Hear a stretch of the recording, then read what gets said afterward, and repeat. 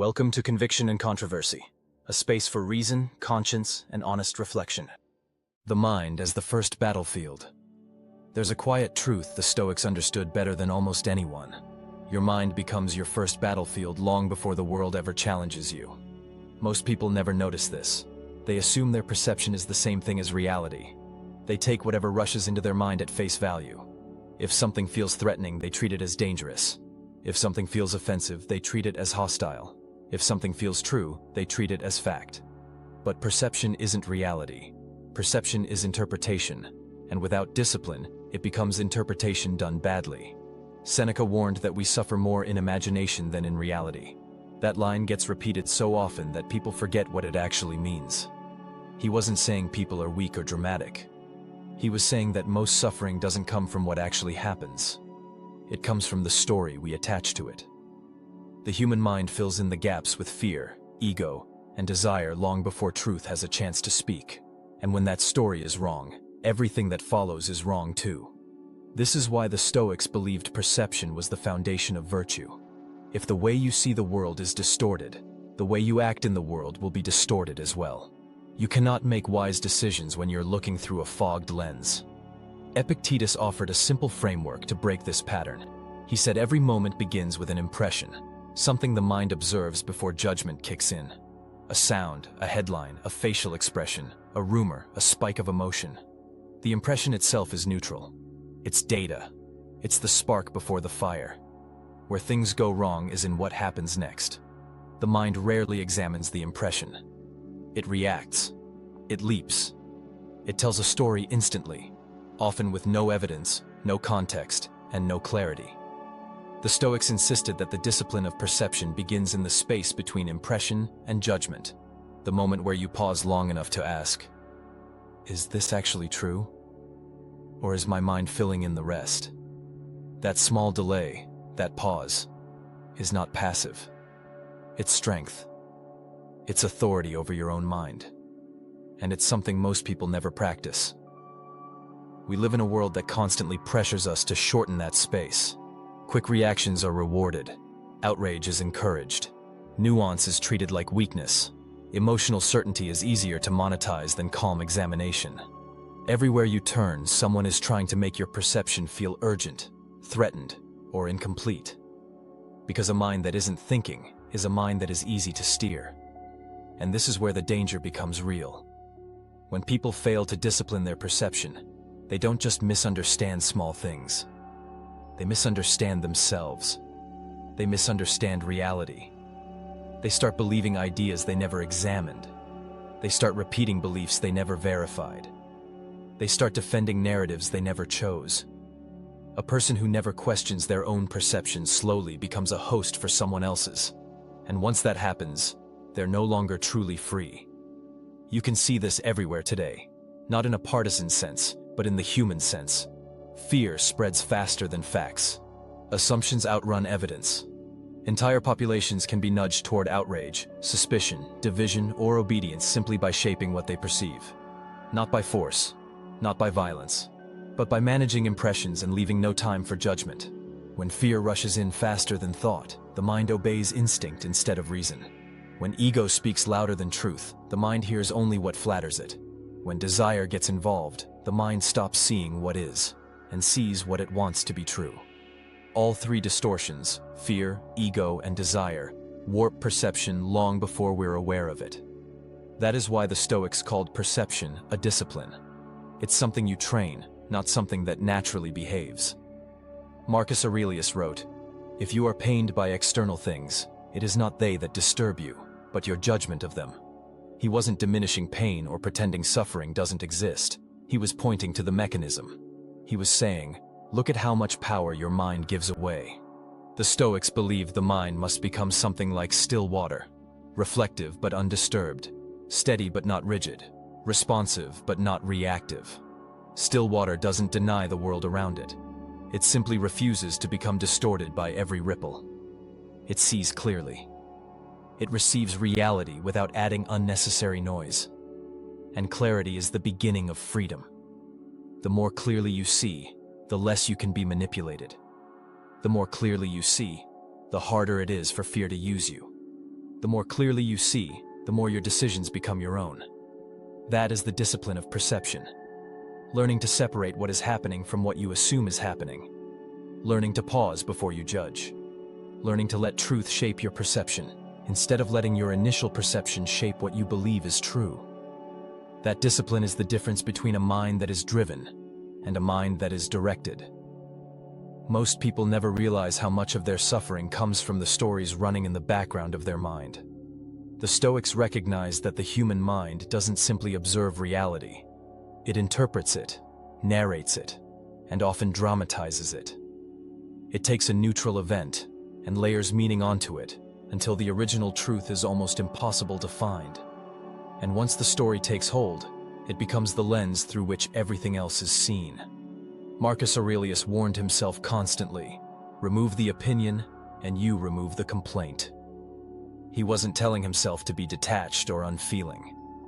He was reminding himself that the mind attaches interpretations automatically, and those interpretations often have no grounding in fact.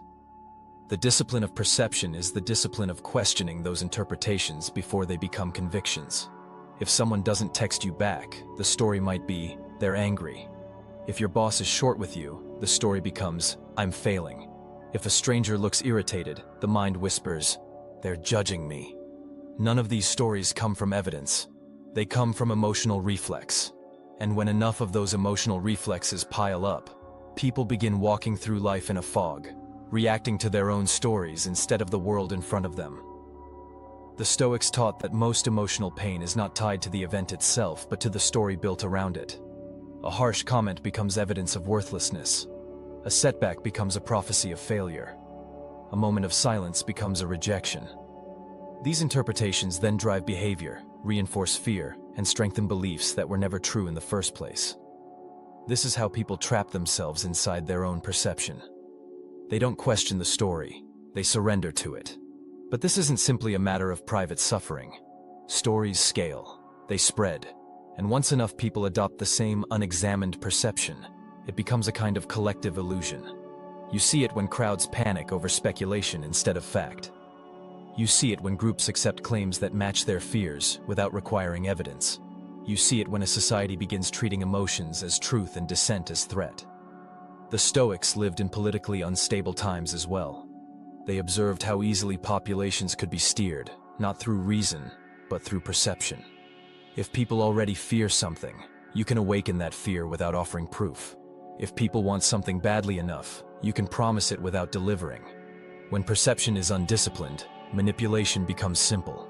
Not because people are unintelligent, but because they never learned to question the stories they accept at face value. This is why the Stoics trained themselves to separate impressions from judgments. An impression is just a spark of experience. Judgment is the story you attach to it. When you confuse the two, you become vulnerable to every emotional impulse and every external influence. But if you learn to pause, even for a moment, the entire mechanism changes.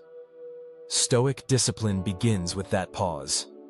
It's not a long meditation or a dramatic internal struggle. It's a simple internal question. Is this true? Or is this my mind reacting? That question forces clarity. It demands evidence. It slows down the emotional reflex just enough to let reason speak. And once reason enters the equation, perception becomes more anchored in reality and less in fear. But there's another layer the Stoics emphasized: context. Reality rarely exists in isolation. Events have causes, people have burdens, situations have angles you can't see at first glance. A disciplined mind doesn't just examine the facts, it examines the context surrounding the facts. It recognizes that perception without context is often incomplete, and incomplete perception leads to unnecessary suffering. A stranger's harsh tone might reflect their internal battles, not your worth. A sudden change in plans might reflect circumstances you aren't aware of, not personal rejection. A political slogan might reflect strategic manipulation, not actual truth. The Stoics taught that clarity comes from acknowledging that your first perception is rarely the whole story. The disciplined mind resists the temptation to complete the story prematurely. This is also why Stoicism emphasizes emotional awareness, not suppression, awareness. You can't discipline your perception if you can't recognize the emotional lens filtering it. Fear narrows perception. Ego distorts it. Desire blinds it. A disciplined mind acknowledges those emotional influences up front and adjusts for them the way a pilot adjusts for wind. The emotion is real. The interpretation it inspires is not automatically real. When you learn to recognize your emotional lens, perception sharpens. You stop confusing feeling with fact. You stop accepting your first interpretation as truth. You stop being pulled by the tide of your own impulses. And once that happens, a subtle but profound kind of freedom appears. The freedom to see things as they are, not as fear paints them to be. The freedom to form your own conclusions, rather than inherit them. The freedom to understand situations clearly enough to act with intention instead of instinct. The Stoics believed this clarity was not only possible but essential. Without it, the mind becomes a captive of its own distortions. With it, the mind becomes capable of wisdom, courage, and resilience. Perception becomes something you shape, not something that shapes you. That's the moment a person shifts from living inside their reactions to living inside their reason. And that shift is the beginning of inner strength. One of the most persistent distortions in human perception comes from the mind's habit of building narratives before it has the facts. Humans are meaning-seeking creatures. We don't like uncertainty, so the mind fills gaps automatically. It would rather invent a conclusion than sit with the discomfort of not knowing. That impulse kept our ancestors alive. But in the modern world, it often leads us toward confusion and unnecessary conflict. The Stoics understood this tendency thousands of years ago. Marcus Aurelius constantly reminded himself to strip away the legend that encrusts a thing. He knew the mind loves to dramatize. It likes to enlarge minor events into moral insults. It likes to turn inconveniences into catastrophes. It likes to turn assumptions into certainty. And once the mind builds a narrative, it treats that narrative as if it were an objective truth. A co-worker's neutral behavior becomes an attack. A minor challenge becomes a crisis. A political headline becomes an existential threat. The narrative expands far beyond the original impression, and the person begins reacting to the story rather than the situation. This is why the Stoics warned that the mind can become its own tyrant if left unchecked. When narrative replaces reality, reason goes silent. Modern life only amplifies this problem. Information moves faster than thought, and emotional content spreads faster than factual content. Entire platforms are designed to trigger immediate reactions, not careful reflection. Headlines are written to provoke, not inform. Commentary is packaged to make you feel before you understand. And once the emotional hook is set, people often stop questioning the message altogether. This is where the discipline of perception becomes more important than ever. Without it, the mind becomes vulnerable to the loudest message, not the truest one. The Stoics would look at today's world and see a population constantly bombarded with impressions, but rarely given the time, or the encouragement, to form judgments slowly. The pace of modern life rewards instant certainty, which is the enemy of clear perception. The Stoics insisted on slowing the process down, not to be indecisive, but to be accurate. They believed that if you want to live a good life, you have to guard the doorway of your mind. You have to decide what perceptions you allow to shape your worldview. You have to evaluate which narratives deserve your belief and which ones deserve to be dismantled. And you have to be willing to admit when your own story is the problem. People who lack this discipline often end up living in mental cages built from fear, assumption, and inherited beliefs. They react to shadows on the wall as if they were threats in the room. They become defensive, suspicious, overwhelmed, or easily manipulated. Not because reality is hostile, but because their perception has been conditioned to expect hostility. The Stoics offered a different model, a mind deliberately trained to examine, question, and clarify. When fear arises, the disciplined mind asks whether the fear is justified. When anger appears, the disciplined mind examines its source.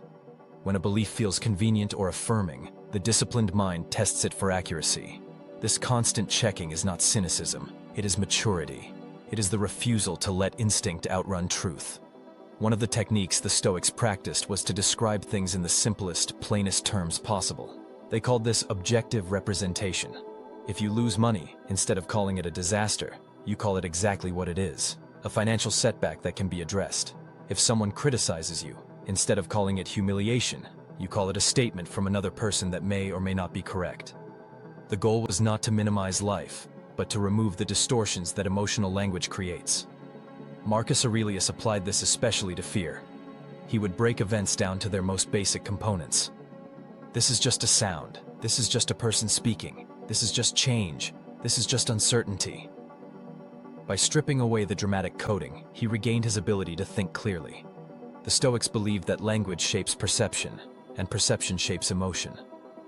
If you want emotional freedom, you start by removing the exaggeration from your language. Another practice they used was the widening of perspective. When something feels overwhelming, the disciplined mind steps back, sometimes figuratively, sometimes literally. Marcus imagined looking down at the world from above until the situation shrank into proportion. Not because he wanted to detach from life, but because he recognized that perspective is the antidote to panic. When you see the bigger picture, the urgent becomes manageable, and the frightening becomes comprehensible. This widening of perspective also protects the mind from manipulation. When you understand context, historical, social, emotional, you are less likely to be swayed by slogans or fear-based narratives. You begin to see how events fit into larger patterns. You notice when information is presented to provoke instead of inform. You begin to recognize how your own desires influence what you choose to believe. And once you see these mechanisms clearly, you become far more difficult to mislead. The Stoics didn't train perception to become aloof or indifferent. They trained perception to become accurate. Accuracy produces calm. Calm produces reason. Reason produces better choices. And better choices produce a better life. It begins in the mind long before it manifests in action. Most people assume their perception is already accurate. They assume their feelings point to truth. They assume their experiences reflect objective reality. But the Stoics understood that perception is like any skill. It improves only with deliberate practice. If you don't shape it, something else will. If you don't question it, someone else will answer for you. If you don't direct it, your fears, ego, and impulses will. The disciplined mind refuses to be ruled by its first reaction. It chooses clarity over comfort. It chooses truth over emotional convenience. It chooses understanding over assumption. And slowly, this discipline transforms the entire way a person engages with the world. Fear, ego, and desire form a triad that can twist perception more sharply than any external force. The Stoics treated these three influences as the primary disruptors of clear thinking, not because they are inherently bad, but because they are powerful. When unchecked, they bend reality into shapes that serve their own impulses, rather than the truth. Fear is the most obvious of these. It narrows attention. It rushes judgment. It convinces the mind that possibilities are probabilities, and that worst-case scenarios are inevitabilities. Fear does not ask for proof. It asks for obedience. When people let fear guide their perception, they stop distinguishing between risk and certainty. They react to what might happen as though it already has. Fear is useful when escaping danger, but destructive when interpreting reality. Ego distorts perception differently. It doesn't narrow perception, it colors it. Ego wants to protect identity. It wants to feel right, respected, validated, and significant. So it interprets events in ways that shield the self, often at the cost of truth. Criticism becomes personal attack. Disagreement becomes disrespect. Uncertainty becomes weakness. Ego makes people defend beliefs they've never examined simply because changing their view would feel like admitting inadequacy. The Stoics warned that ego creates a permanent fog over perception. A person cannot see clearly when they are busy protecting an image of themselves. Desire is subtler. It blinds. It convinces the mind to see what it wants to see. People believe promises that align with their hopes long before they verify them. They overlook red flags because they want the outcome to be true.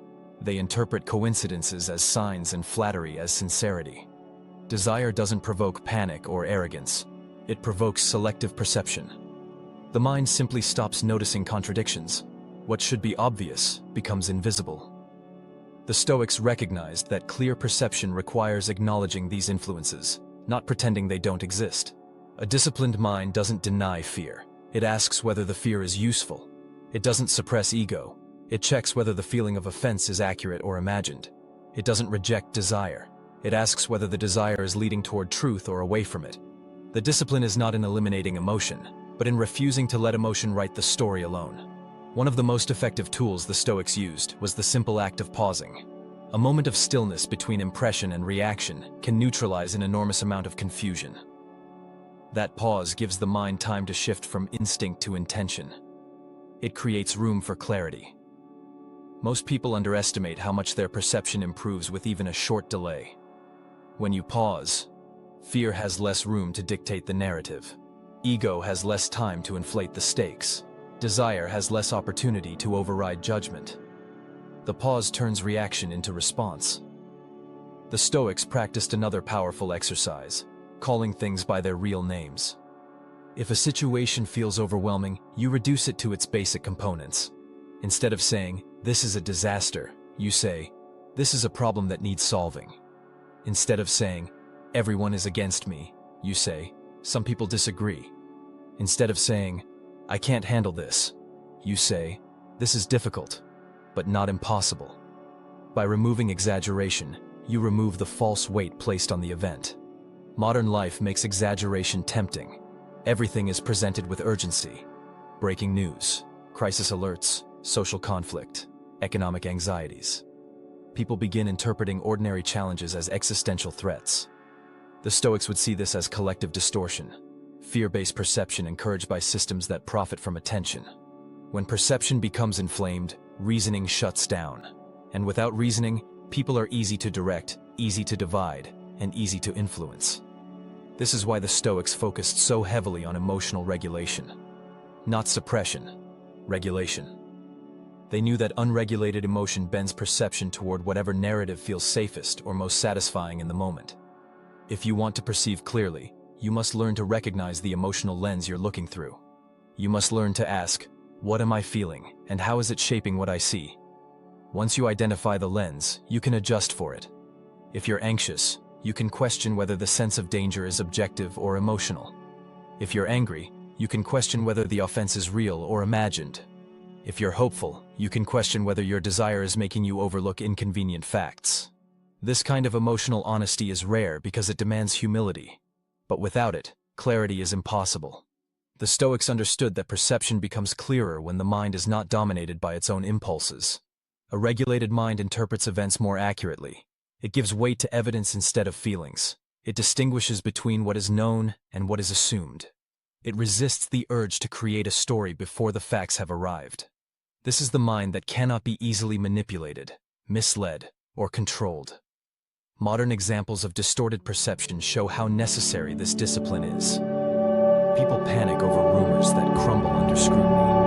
They form strong opinions based on incomplete information. They let their fears shape their worldview more than reality does. They inherit narratives that benefit those who spread them, not those who believe them. When a population stops questioning what it perceives, it becomes vulnerable to any confident voice with a clear agenda.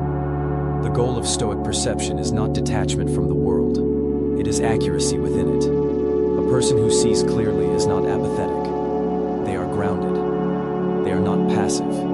They are deliberate. They are not naive. They are aware. The discipline of perception gives them a steady center while the world around them shifts. They remain capable of evaluating information without being consumed by it. They remain capable of forming their own judgments without outsourcing their thinking to others. This clarity becomes a form of strength. Not loud strength, not forceful strength. Quiet, steady strength. The kind that allows a person to remain calm when others panic, to stay rational when others rush to conclusions, and to stay free when others surrender their judgment to fear. Thanks for spending a few minutes thinking this through with me. If you value honest reflection, subscribe and start here next. Conviction and Controversy, a voice for honest reflection.